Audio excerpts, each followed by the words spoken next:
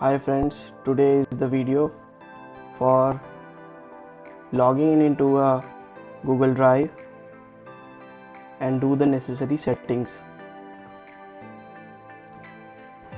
So in this, write Google Drive, click into My Drive, log in with your login ID password.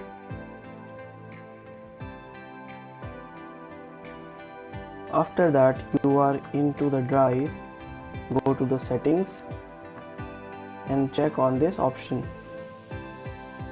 This will convert all your uploads into Google Docs editor format. That means whatever the extension for your file will be as compatible with the Google Drive.